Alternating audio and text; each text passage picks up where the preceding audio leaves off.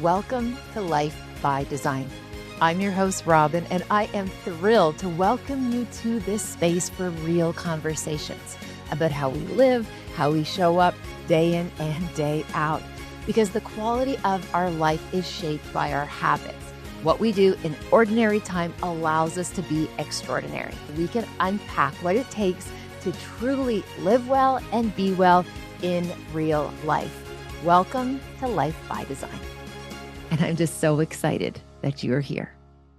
We're going to pivot a wee bit. We're going to talk about the tech effect with the founder of the tech effect. Now, Kareem Perez is someone who I have so many questions for about when we think about marketing, when we think about branding, but also how we're able to braid in this idea about mentorship.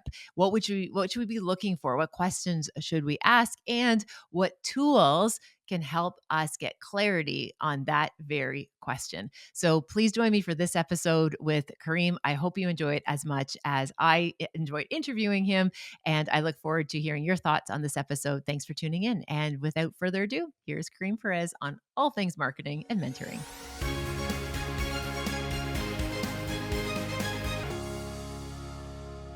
This has been like a long time in the works. I'm so excited to welcome Kareem Perez today. He is the founder of The Tech Effect and somebody I have been so excited to be able to bring to the community to have this conversation about like all things like marketing, entrepreneurship, this idea about connection, community, social, the digital space, and how we can position this in a way that really serves our communities, serves ourselves in terms of our livelihoods and our lifestyle. So Kareem, welcome. Very excited, Robin. Thank you for having me. Okay, so Kareem, full disclosure, I need to share this. My first encounter with you is I remember I had seen some like reels on social media about this person and was a professor talking about digital connection. I thought, oh, this is really cool. And then fast forward a couple months, I go to a basketball event and there were like, I want to say at least 4 courts. You know what it's like? It's noisy, it's chaotic. We're waiting for the game to start.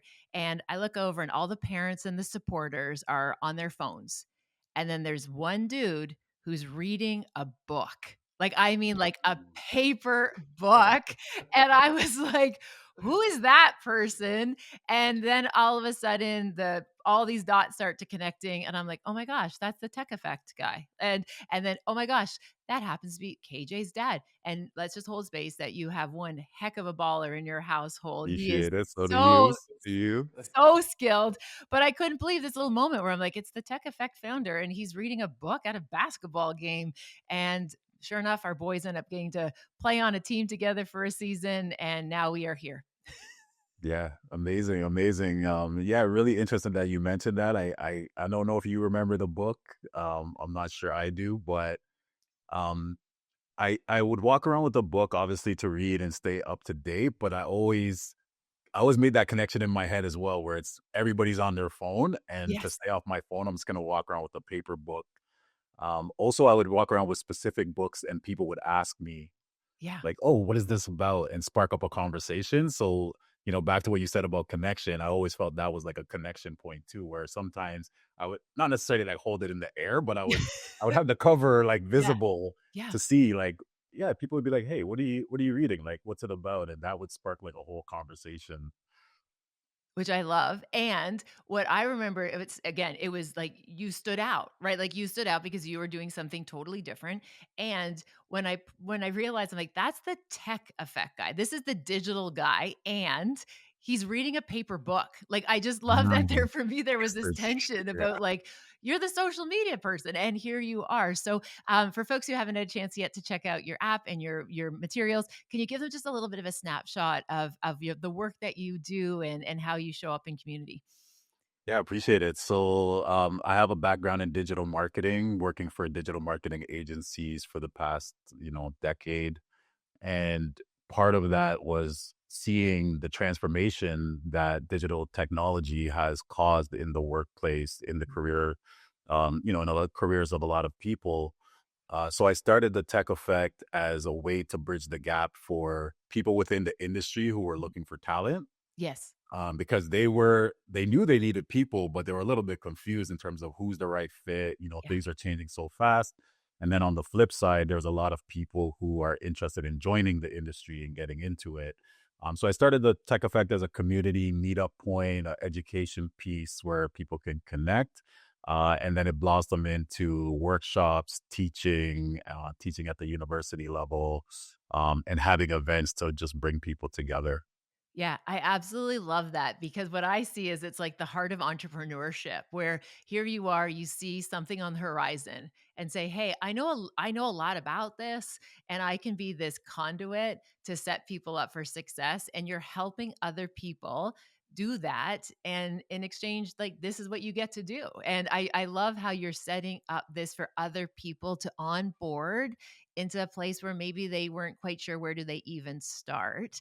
And so I love, for example, your assessment, right? Can you tell us a little bit about your? I know you have lots of tools, but the tool in terms of like, I love the one where it's like, do you need a mentor? Like that is so cool in terms of what are you looking for? And you're giving people clarity, Cream, which is amazing. So could you tell us a wee bit about that? Yeah, absolutely. So, my key values are clarity, sincerity, and prosperity, right? So Oh, having that's a good. clear picture of where you want to go, being sincere in the connection, and of course, the prosperity piece is that we all have to make ends meet Yeah. and prosper and thrive in our lives. So, our tool, our digital mentorship program, one of the biggest things that I realized in the beginning, and this is through being a mentor, Mhm. both informally and formally, and then now getting, studying mentorship a little bit more and doing a little bit more research, is a large gap within the mentor and mentee relationship Yes. is the matching process. Mhm. And part of that matching process is, it usually works in terms of interest and skill set of, okay, I want to get into marketing. So I need somebody that's senior in marketing. But there's a lot more layers to that. Yes. Um, there's a lot more layers in terms of connecting people, but also in terms of a lot of people are not prepared or educated in terms of how can I be a good mentor, or how, Mhm. as a mentee, am I supposed to show up to get the most out of this relationship? So our assessment tools take it a little bit further rather Yeah. than just saying, okay, what industry are you in and what do you want to learn? And it gets more into the psychographics behind the person and Yes. different ways they can achieve mentorship. And what I wanted to say about that too is, you mentioned the book in the beginning, Yeah.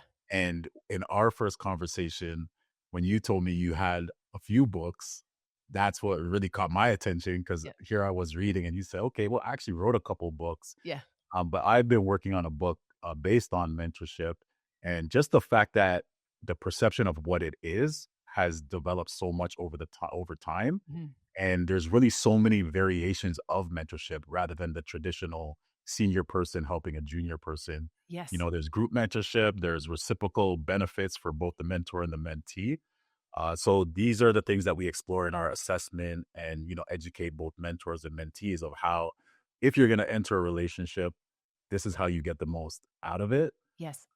So yeah, so that's kind of what our tool is built to do, is to add that extra layer of insight so that when you do match with somebody, you get the most out of the relationship on both ends. I absolutely love that. And what I also appreciate is that recognition that it's not a one size fits all, that people's needs and their wants and even just their expectations. And what you're doing is you're offering these, again, these connection points where you get the right fit. So people are able to have a positive experience. Because one of the things as a behaviorist that always kind of makes me sad is that people try something once and they'd be like, oh, no, it didn't work for me. And then they think that whole category is not relevant or doesn't, isn't effective for them.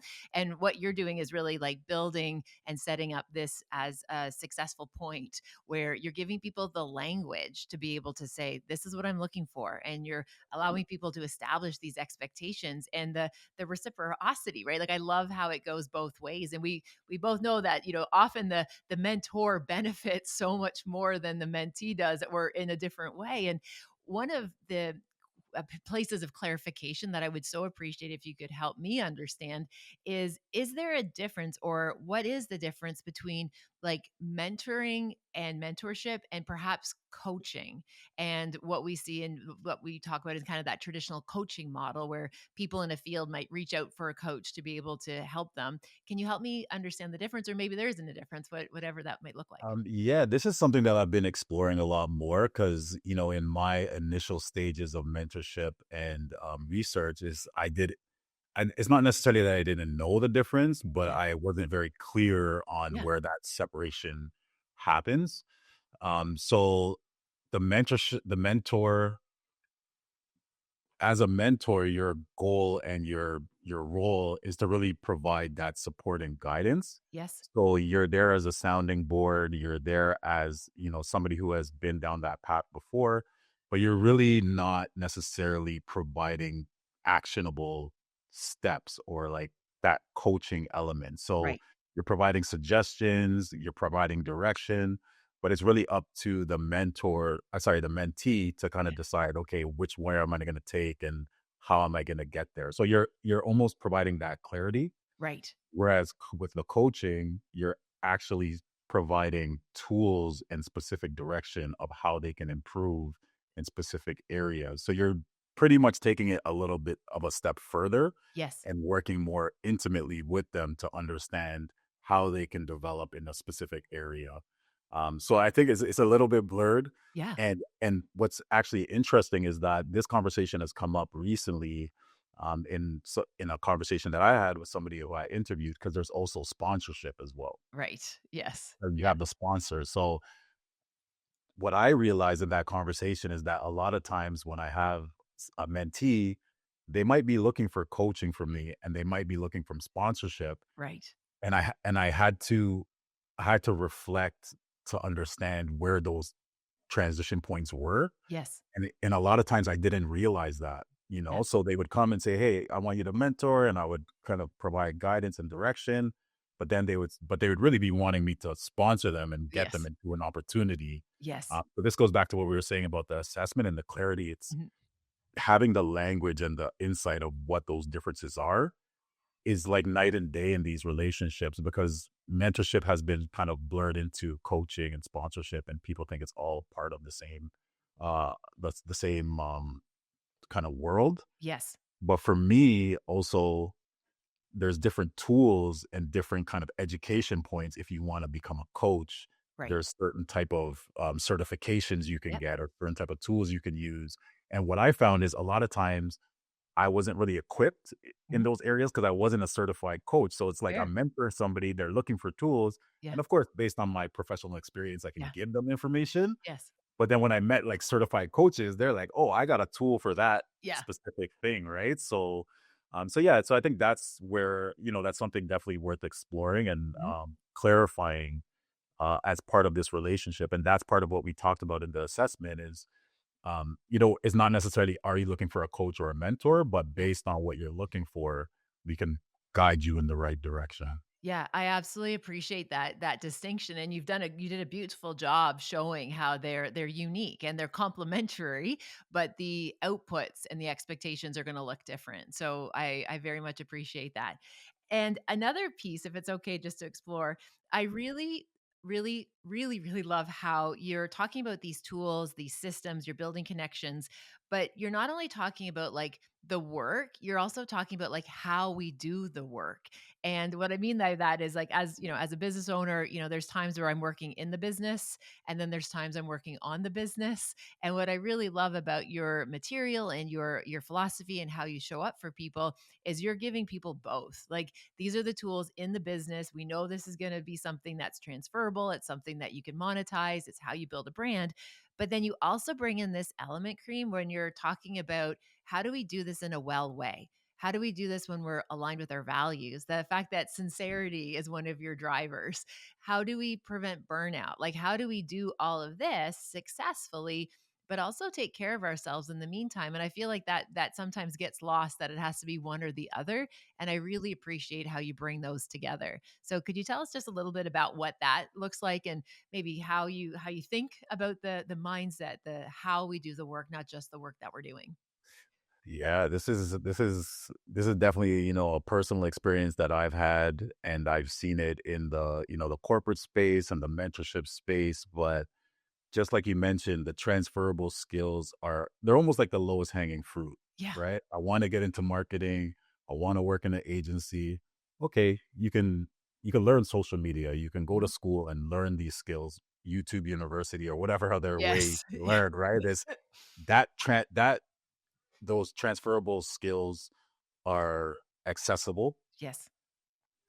But what I noticed, both personally and with others, is that it's really the mindset Mhm. and some of those other blockers in terms of just like wellness and your just their overall personal well-being that's blocking you from even getting to the skill development, Yes. right? So I think that's really important to have those conversations and basically explore what those blockers could be. Mhm. Because regardless of learning a skill, if you don't feel 100%, and of course, like 100% is just a theoretical number in this Yeah. case, but if you don't feel your best self and you don't feel like you can show up and be yourself and be who you are and showcase what your talents are, then there's so many negative doubts and Yeah. things that prevent you from even taking that risk.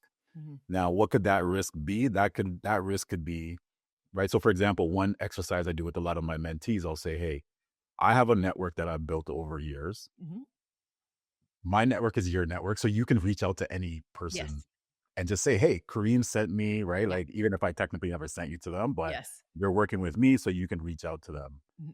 Now, there's a fear a lot of people will say, they'll be like, "Hey, well, I don't know them. What am I gonna Yeah. ask them? Yeah. They don't have enough time for me." And these are not things that I've said. Like I've Yeah. already told them, like, you can do it, you can reach out to them.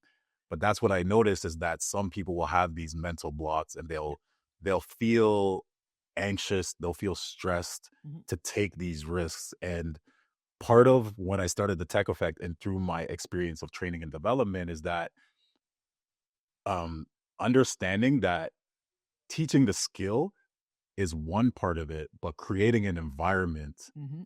to take risks and to Yeah. fail and to develop and have that aha moment where it's Yeah. like, okay, yeah, I was so scared, but I did Yeah. it and I actually got the interview or the Yep. person answered my call. What I realize is that's the unlocking piece, right? Yes. When they realize I didn't think I could do something Mhm. and I tried it and I was successful. And even if I wasn't successful, I overcame my Yeah. fear and my doubt. That actually feeds the skill development and that adds fuel to the fire Mhm. of excitement to learn Yeah. and try and do new things. So a lot of times, like when I started teaching, I was like, oh, I'm just gonna have a straight curriculum and teach Mhm. people like SEO and marketing and Yep. websites and Yes. whatever. And I'm Yeah. like, well, no, they can actually learn that on their own Yeah. technically, but it's more about unlocking their ability to take chances, Mhm. take risks, and believe in themselves. And yeah, and show up, stress free and Yeah. focus on their personal wellness. Yeah, I absolutely love that. And you know what? One of the things that I still find interesting is, when I say to people like, "Hey, I don't have this all figured out, but like I've had some hard learned lessons along the way. This is hard earned wisdom." And I love when people ask me questions. Like I absolutely Mhm. love if a student or somebody comes and says like, "Hey, I saw that you were a professor, but then you pivoted and now you're doing this." Like, why? I love those conversations. The conversations I don't love are those super awkward standing at social networking events and like nobody really knows what's to say and we're all just looking at each other's shoes. Like like Right. small talk, it's like to me it's like gross. I feel like I have like this aversion to small talk. However, if you ask me like a juicy question where it'd be like, "Whoa, how do you get published? Like how do you start a podcast?" I have all of the time for that. Like I love to make time for that conversation and that's a message that I try to really put out there that like, hey, if you have curiosities and if you again are bold enough just to say, hey, Robin, can you help me with this? Or what's your thoughts of that? Like, I have all the time in the world for those conversations because to me, it's part of our role as mentors, our role as people who've again had these experiences that we pay that forward because people helped us out. Like you and I didn't get to where we are because Where we figured it out all by ourselves or we watched one YouTube video, right? We had so many people who imparted knowledge and skills and gifts and talents and information. And I believe it's our role to keep passing it forward and pay it forward. Yeah, 100%. Two things came to mind as you were kind of speaking in there, and it was really two books. The first element was when I started the Tech Effect, and same thing. I'm reaching out to my mentors and Yes. coaches, and just figuring things out as an entrepreneur and in the space. Is that there's a book, Adam Grant, Give and Take. Yep. So that's one of my favorite Go books. I to. kind of Yeah. injected that whole philosophy into the Tech Effect, where it's Yeah. like, hey, I have something to give, but I also need something, and that's Yeah. how everybody is. But there's also that concept of sending the elevator back down, right? That's So right. you get up to the top, or you get up to the penthouse, or Yeah. whatever the case is, and there's people still there, right? And you're gonna send that elevator back down and lift them up as much as possible. Yeah. And then one reflection that comes to mind is, again, in the agency space and in coaching and development, another another action item that I always give people is share your story, right? So it's Yes. like, hey, you're looking for a job, or you're trying to build your personal brand, and part of that is, just sharing your knowledge or sharing your interests and just showing that personal side. Again, it's not Yeah. only about the skill. And then people will say, well, hey, I don't have 10 years experience like you, Kareem. What am I supposed to say? I just started off. Nobody wants to hear what I'm having to say, right? Because I'm just beginning. But then what I always remind them is that there's always going to be another beginner That's after right. you, right? So I was Yeah. like, I was a beginner once too. Yes. You're a beginner, and sharing those lessons is going to help the next person who's coming up. So I'm really, really big on that philosophy. The other one that I've taken personally, and injected into everything I do, and I believe it's from Radical Candor. I can't remember the author, but when I started in leadership in the agency space, I was very intimidated because Yeah. I was like, hey, I'm working with the CEOs, I'm Yeah. working with these executives, they're running these massive companies. And, who am I Yeah. to be in these rooms with them? Like, yes, I do marketing, but, I'm not like a Fortune 500 CEO, these type of things. And as I was reading this book, it's really the philosophy of um, focusing on what you can control Yes. and just taking the action and not necessarily overthinking the result. Mhm. Right. So, for example, I think the example in the book was with dating, right? Like, okay, you see somebody, you want to introduce yourself, you want to go up to them and talk to them. A lot of people will jump to, okay, the result, right? Yeah. What if Yeah. the person says no? Like, Yeah. what if I get Exactly. embarrassed? Like, all of Yeah. these things. And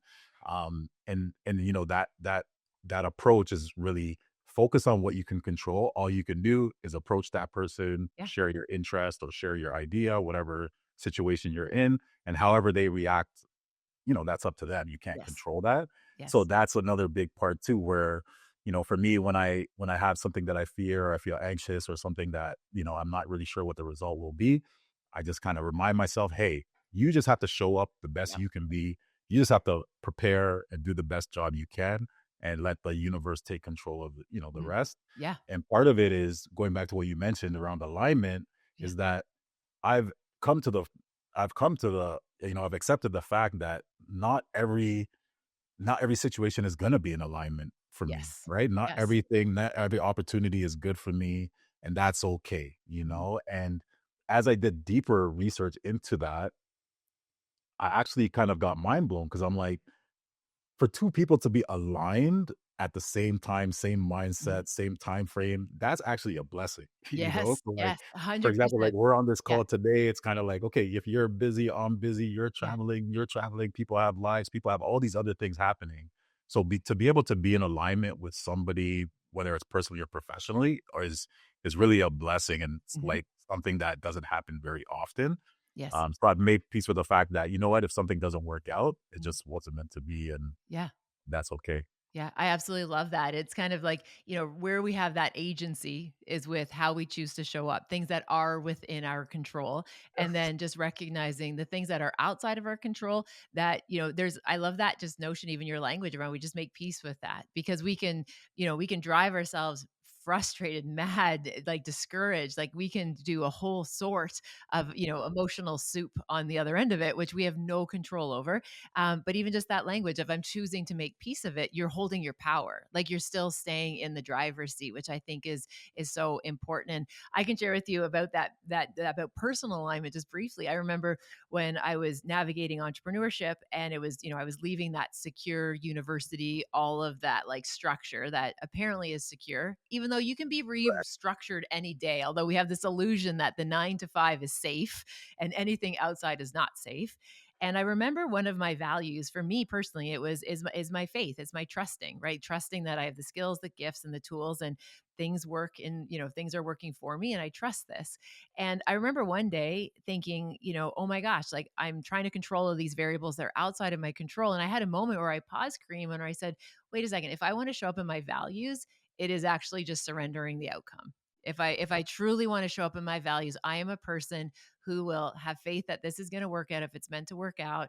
And if it's not, that means I'm being protected or there's something greater, and just stay the course. And I remember every time that anxiety would start to flare up, I'm like, wow, that's not in alignment with me being somebody who has faith that I'm doing the work that I'm designed to do, that I'm here to do. And I just remember just kept going back to it and just revisiting any time when the doubt, the worry, or, as some, people, some call it imposter syndrome, or like, why should I be at that table, or who am I to speak up? Just trusting that if it's meant for me, it will find me. And if it's not meant for me, it's going to pass me by. And that itself is a blessing. And using my values to help stay regulated in the kind of bumpiness of entrepreneur, in trying new things, taking risks. It was super helpful for me. And I love how you highlighted that. Thank you for sharing that. Yeah. Yeah, I think, Robin, one of the things that I always recite to myself is you can do hard things. Hey, And hey, that hey, came hey. from your book, Yes. right? And Yeah. again, it's a simple reminder Yeah.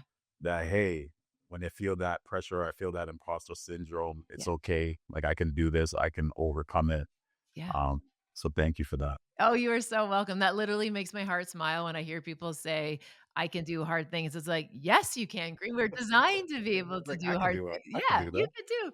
I And then love the that. other part I wanted to quickly mention as well, Please. as you mentioned the 9 to 5, is our motto is digital skills that pay the bills, I right? love So I that. just want to check that out. Say that. Could But you say that again just because I want the people in the back to hear it? Like, right. So the tech effect training and development organization, our motto is digital skills that pay the bills, right? So learning digital skills that can pay your bills. But ultimately what I found is that, just like you mentioned, whether you're in a 9 to 5, and yes, anything can happen, yeah. restructure, layoffs, all Mhm. these scenarios that I've been a part of and also coach people through. Yes.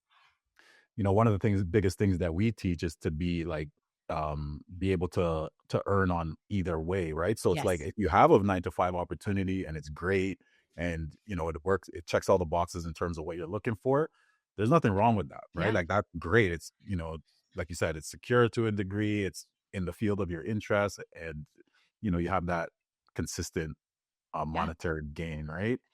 But if anything does happen, which of course, with the rise of technology Mhm. and transformation of the whole digital space, now when you find yourself without a job or in a situation where you don't have something secure, you should still have the skills to Yes. earn Mhm. and make money. So with these digital skills, it's so important because, like you mentioned, as an entrepreneur, you can leverage these skills to grow your business, or even if you don't have your own business, you can help other people and freelance and do Yeah. these type of things. And it's very important.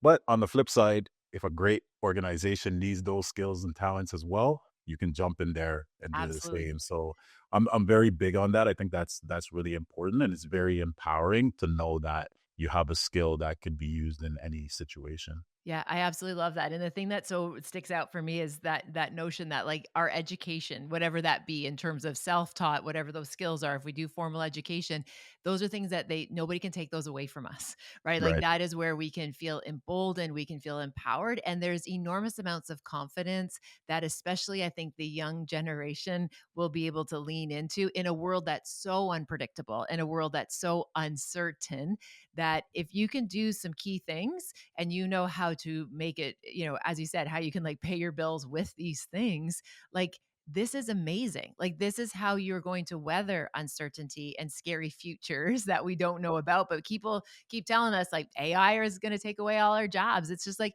somebody's going to have to plug in the computer, right? Like somebody is like, there's still going to be jobs. These cannot replace certain types of positions and roles. And not to get discouraged by technology. It's like you want to be able to not just be the user of it, but that idea of that creator of it, like being able Mm. to use it for not just consumption but for creation. I think is really going to position our young generation in a really positive way, especially when the world feels a little bit uncertain. Yeah, couldn't agree more. Yeah, and I just love that our young children, like again, we have, our boys around the same age, is that they're growing up in this ecosystem where they have the opportunity to be creators. They have the opportunities to use this technology for good. They're able to, I know just recently, like, Jax was able to like talk to a whole bunch of coaches that, 10 years ago, you would never be able to get access to talk to some of these university coaches. And they're having conversations back and forth. Like there are so many positives to technology. And Kareem, I would love to have you back to help like dismantle all of these myths about the fact that technology is sending us to hell in a handbasket, because I see technology having so much good, especially for our society, especially for even how our children are building their skill sets. So thank you so very much for your time today. But I will absolutely hope, if it's okay, to invite you back, because we got to get rid of this notion that, our futures are in the hands of AI and we're lost, because I think there's so much hope for what our next generation, even the current generation, how we're able to use these skills and the tech pieces that you teach and you talk about so amazingly. So Kareem, thank you. And it's been a pleasure to be able to chat with you today. Thanks for coming on the show. Thank you so much, Robyne. Thank you for having me. And of course, part two, I'll be there. I love it. We're all in. Awesome. Thank you. Thank you for spending time with me on this episode of Life by Design. I appreciate if you have a moment to pay this forward, share it with someone who you think might benefit from the ideas shared in this episode. If you're feeling so inspired, please also rate and review the podcast wherever you listen to your favorite podcasts. Again, thank you for listening. Thank you for your time. Take good care, and I'll see you next time.